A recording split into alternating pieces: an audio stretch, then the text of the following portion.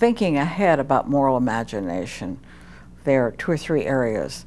And one of them is what I've called systems thinking. That is, companies are, if they ever were, are no longer in parochial local places. Almost every company in the United States is involved in global operations. Even if it's just a little shop on the corner, it's importing things from all over the world.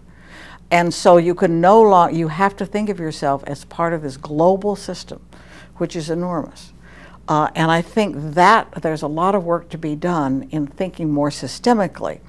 And I love stakeholder theory, but I think that it needs to move out to this more systemic, thinking more systemically about stakeholders and not simply the ones we've had in the original analysis.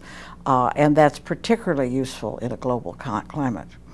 And the second thing is we are facing what I call the 5 Ps, 5 enormous challenges internationally: pollution, population, poverty, pandemics, and what I call Ponzi schemes, meaning corruption. But I had to have 5 Ps. And those have to be taken into account in a systemic way.